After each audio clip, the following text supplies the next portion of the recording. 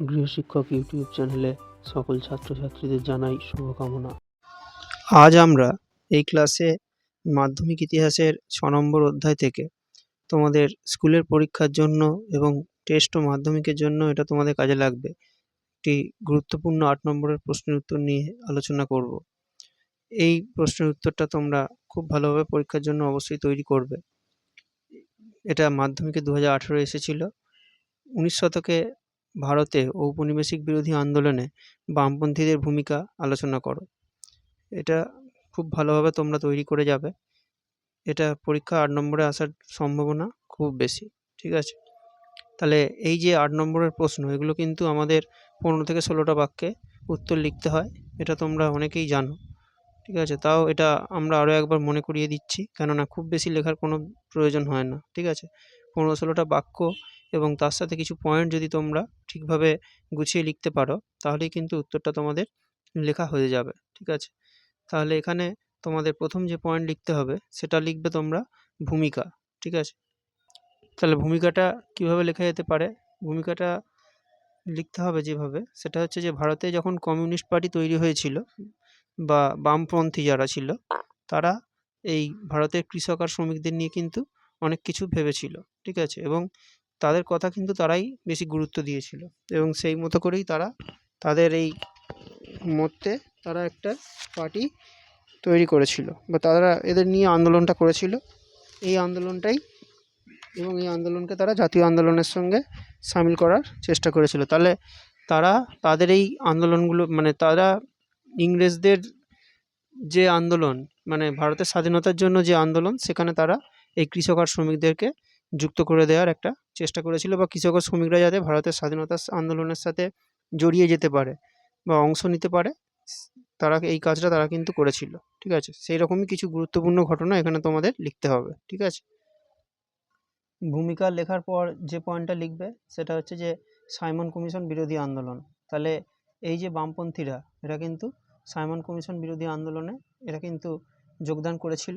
Simon commission যেটা ভারতে 1927 বা 28 সালে এসেছিল, সেই সময় তাতে কোনো ভারতীয় সদস্য ছিল না, তার জন্য কিন্তু এই বামপন্থীরা প্রতিবাদ জানিয়েছিল, ঠিক আছে? এবং এইভাবেই এরা কিন্তু ইংরেজদের বিরোধিতা শুরু করেছিল, ঠিক আছে? আর এর পাশাপাশি এরা শিল্প ও শ্রমিকদের নিয়ে কিছু ধর্মঘট করে ইংরেজদের উপরে কিছু চাপ তৈরি করেছিল, ঠিক আছে? এটা লিখবে, ঠিক আছে? আর এরপরে এরা কি বলেছিল? পূর্ণ স্বরাজ প্রস্তাব। এরা বলেছিল যে আমাদের এর পরের পয়েন্ট এটাই হবে, ঠিক আছে? পূর্ণ স্বরাজ প্রস্তাব। এরা বলেছিল যে আমাদের কিন্তু পূর্ণ স্বাধীনতা চাই, ঠিক আছে? আমরা আর কোনোভাবেই ভারতের স্বাধীনতা ছাড়া আর অন্য কোনো বিষয়ে আমরা কিন্তু কোনো রকম কোনো চিন্তাভাবনা করতে পারছি না, আমাদের পূর্ণ স্বাধীনতা চাই। তার জন্যই তারা এই কৃষক শ্রমিকদের একসঙ্গে নিয়ে এবং সব মানুষকে তারা একসঙ্গে নিয়ে তারা কিন্তু আন্দোলনটা শুরু করেছিল, ঠিক আছে? আর এই পূর্ণ স্বাধীনতার জন্য তারা কিন্তু বিভিন্ন জায়গায় বিভিন্ন রকম প্রস্তাব বা বক্তব্য তাদের যেগুলো আছে সেগুলো তারা তুলে ধরছিল। সেটা তাদের কবে তাদের সেটাকে গুরুত্ব দেওয়া হয়েছিল? 1919 সালে 1929 সালে কংগ্রেসের লাহোর অধিবেশনে তাদের সেই পূর্ণ স্বরাজের দাবিটাকে বা পূর্ণ স্বাধীনতার দাবিটাকে কিন্তু মেনে নেওয়া হয়েছিল, ঠিক আছে? এইভাবে এই পয়েন্টটা অবশ্যই তোমরা লিখতে পারবে।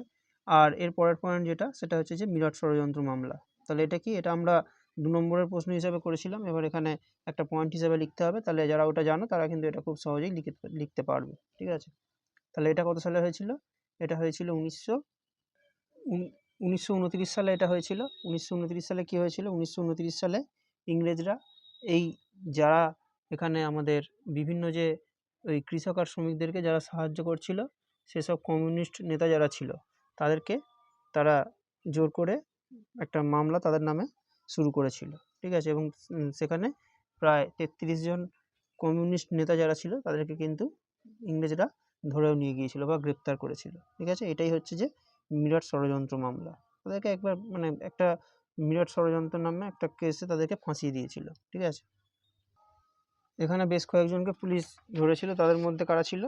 তাদের মধ্যে যারা ছিল তারা হচ্ছে যে আমাদের মুজফ্ফর আহমেদ, তারপরে আর গোপেন চক্রবর্তী, বিহারী কিশোরীলাল ঘোষ, এই সমস্ত নেতারা ছিল উল্লেখযোগ্য। এছাড়া আরও অনেকেই ছিলেন, এই নামগুলো অবশ্যই লিখবে, ঠিক আছে? তাহলে এই প্রশ্নের উত্তরটা তোমরা এইভাবে লিখবে এবং এই লেখাটা তোমরা বাড়িতে খুব ভালোভাবে লিখে অভ্যাস করবে, ঠিক আছে? প্রশ্নের উত্তরটা এখনো অবধি আমরা যে পয়েন্টগুলো বলেছি প্রত্যেকটা পয়েন্ট তোমরা কিন্তু বাড়িতে খুব ভালোভাবে লিখবে। আর আমাদের ক্লাস কেমন লাগছে সেটা তোমরা কমেন্ট করে অবশ্যই জানাবে। ক্লাস যদি ভালো লাগে তাহলে তোমরা সেটা বন্ধুদের মধ্যে অবশ্যই শেয়ার করবে। আর আমাদের ক্লাস ভালো লাগলে অবশ্যই তোমরা লাইক করবে, ঠিক আছে? আর এর পরের পয়েন্ট যেটা হবে সেটা হচ্ছে যে কংগ্রেস সমাজতন্ত্রী দল তৈরি। এরপরে কংগ্রেস সমাজতন্ত্রী দল, এটাও আমরা 2 নম্বরের প্রশ্নে পড়ে নিয়েছি। কংগ্রেস সোশ্যালিস্ট পার্টি বা কংগ্রেস সমাজতন্ত্রী দল কেন তৈরি হয়েছিল ওইটাই এখানে কিছুটা লিখতে হবে, ঠিক আছে? তাহলে এরপর এইসব কমিউনিস্ট নেতা যারা ছিলেন তারাই কিন্তু এই কংগ্রেসের মধ্যে থেকেই তারা আমাদের কংগ্রেস সমাজতন্ত্রী দল তৈরি করেছিলেন। কেন? কারণ এখানেও কিন্তু তারা এই যে শ্রমিক আর চাষি যারা ছিল তাদেরকে কিন্তু তারা বিভিন্নভাবে তাদের যাতে সাহায্য করা যায় বা তাদের যাতে এই অত্যাচার থেকে মুক্তি দেওয়া যায় সেরকমভাবে বিভিন্ন কথা তারা কিন্তু এখানে তুলে ধরার জন্য এই দলটা তৈরি করেছিলেন, কংগ্রেস সমাজতন্ত্রী দল বা কংগ্রেস সোশ্যালিস্ট পার্টি। এখানে এই শ্রমিক আর কৃষকদেরকে কিন্তু অনেক বেশি গুরুত্ব দেওয়া হয়েছিল এবং তাদের বেশ কিছু সুযোগ সুবিধাগুলো নিয়ে কিন্তু এখানে আলোচনা করা হয়েছিল, ঠিক আছে? এটা তৈরি হয়েছিল 1934 সালে মুম্বাইতে। আর এর প্রধান লোকটি কে ছিলেন? জয়প্রকাশ নারায়ণ। এটা আর এছাড়াও ছিলেন অচ্যুত পুত্রবর্ধন। এগুলো ভালোভাবে তোমরা এইগুলো এখানে এই পয়েন্টগুলো লিখবে, ঠিক আছে? আর এর পরের পয়েন্ট যেটা আছে সেটা হচ্ছে যে নৌ বিদ্রোহে অংশগ্রহণ। তাহলে এই যে আমাদের বামপন্থীরা তারা কিন্তু নৌ বিদ্রোহতেও অংশগ্রহণ করেছিল, ঠিক আছে? সেটাও কিন্তু নৌ বিদ্রোহ যেটা হয়েছিল কত সালে? যেটা হয়েছিল 1946 সালে, স্বাধীনতার ঠিক আগের বছর। ভারতের যারা সেই সময় নৌবাহিনীতে যারা ছিলেন, নৌসেনারা, তারা কিন্তু এই সময় একটা আন্দোলন করেছিলেন এবং কংগ্রেসের কিছু মানুষ সেই সময় কিন্তু এই আন্দোলনে তাদের পাশে ছিল বা এই আমাদের বামপন্থীরা, সেটাই এখানে বলতে হবে। এবং তারা তাদেরকে আর অন্য কোনো দল বা পার্টি মেনে নিতে না পারলেও এই যে বামপন্থীরা কিন্তু তাদের পাশে ছিলেন এবং তাদের এই আন্দোলনটাকে বা বিদ্রোহটাকে তারা কিন্তু মেনে নিয়েছিলেন বা সমর্থন করেছিলেন, ঠিক আছে? আর দ্বিতীয় বিশ্বযুদ্ধের পর যেসব গণ আন্দোলনগুলো হয়েছিল সেইগুলোকেও তারা কিন্তু যথেষ্ট গুরুত্ব দিয়েছিলেন এবং তাদের পাশে তারা ছিলেন, ঠিক আছে?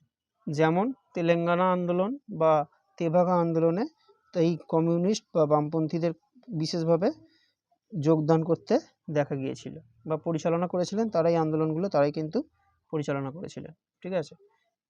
এতটা হয়ে গেল। এরপরে তোমরা উপসংহার অবশ্যই লিখবে, উপসংহার লিখেই তবেই উত্তরটা তোমরা শেষ করবে, ঠিক আছে? তাহলে এই যে উপনিবেশ বিরোধী যে বামপন্থী যারা ছিলেন তাদের ভারতের স্বাধীনতা আন্দোলনের ক্ষেত্রে তাদের ভূমিকাকে কিন্তু কোনোভাবেই আমরা অস্বীকার করতে পারি না। ভারতের স্বাধীনতার জন্য তাদের ভূমিকা ছিল অনেক গুরুত্বপূর্ণ। এইভাবে তোমরা ভূমিকা বা উপসংহার লিখে পয়েন্ট লিখে তোমরা এই উত্তরটা শেষ করবে, ঠিক আছে? আর এই যে প্রশ্ন যেটা নিয়ে আমরা এতক্ষণ আলোচনা করলাম এটা তোমরা বাড়িতে অবশ্যই লিখে অভ্যাস করবে, কেন পরীক্ষায় তোমাদের লিখতে হবে, সেজন্য বাড়িতে তোমাদের লেখাটা খুব গুরুত্বপূর্ণ, ঠিক আছে? তাহলে এর পরের ক্লাসে আমরা তোমাদের এরকম আরও কিছু গুরুত্বপূর্ণ 8 নম্বরের প্রশ্ন উত্তর নিয়ে আলোচনা করব।